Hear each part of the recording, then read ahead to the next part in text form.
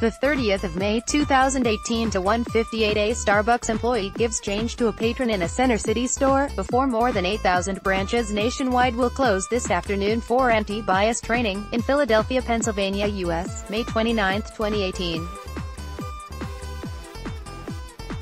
Reuters, Makela New York. Starbucks closed thousands of stores Tuesday and asked employees to talk about when they noticed their racial identity, discuss what unconscious bias is, and watch videos in which people of color describe feeling unwelcome in stores.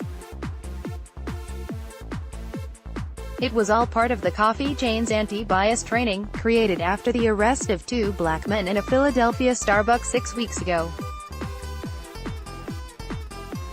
But whether the training, developed with the NAACP Legal Defense and Education Fund and other groups, will prevent another embarrassing incident remains to be seen.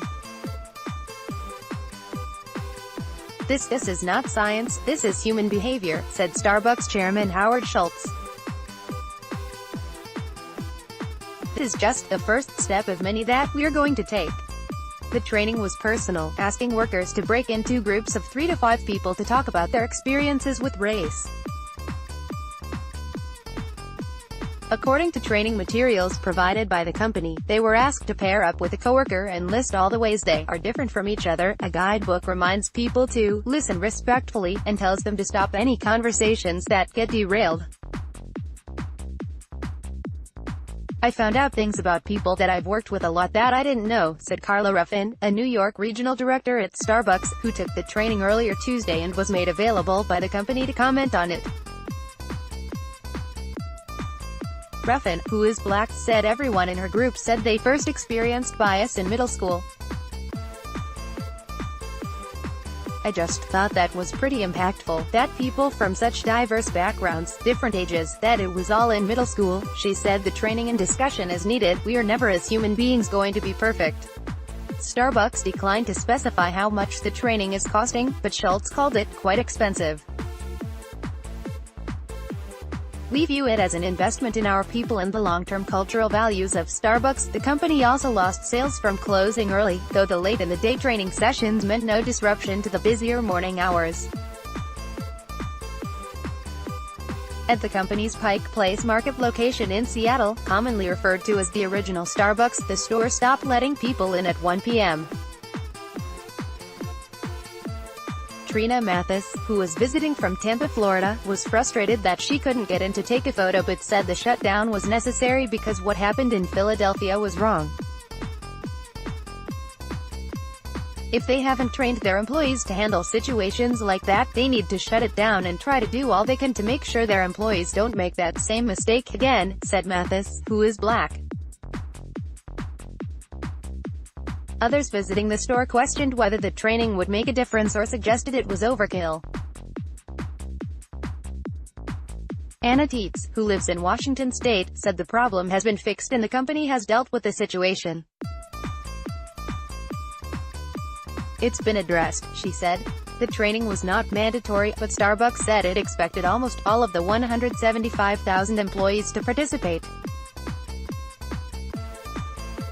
It said they will be paid for the full 4 hours.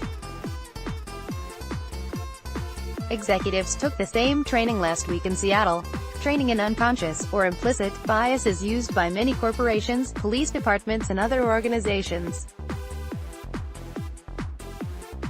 It is typically designed to get people to open up about prejudices and stereotypes, for example, the tendency among some white people to see black people as potential criminals. Many retailers, including Walmart and Target, say they offer some racial bias training. Nordstrom has said it plans to enhance its training after apologizing to 3 black teenagers in Missouri who were falsely accused by employees of shoplifting. In the Philadelphia incident, Rayshawn Nelson and Dante Robinson were asked to leave after one was denied access to the bathroom. They were arrested by police minutes after they sat down to await a business meeting. The arrest was recorded by cell phone and triggered protests, boycott threats and debate over racial profiling, or what has been dubbed retail racism. It proved a major embarrassment for Starbucks, which has long cast itself as a company with a social conscience and had even encouraged dialogue about race before, to some mockery. Nelson and Robinson settled with Starbucks for an undisclosed sum and an offer of a free college education. They also reached a deal with the city of Philadelphia for a symbolic $1 each and a promise from officials to establish a $200,000 program for young entrepreneurs. Starbucks said the arrests never should have occurred. It has since announced anyone can use its restrooms, even people not buying anything. Some black coffee shop owners in Philadelphia suggested black customers instead make a habit of patronizing their businesses. Amalgam Comics and coffee house owner Ariel Johnson said she has called the police just once in the 2 years she has been open.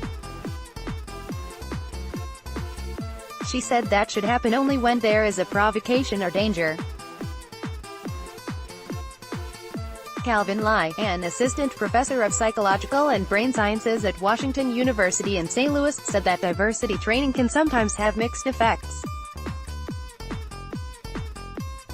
In some cases it can even backfire and lead people who are kind of already reactive to these issues to become even more polarized, Lai said. One afternoon wouldn't really be moving the needle on the biases, he said, especially since Starbucks has so many employees and they may not stay very long. Starbucks has said the instruction will become part of how it trains all its workers.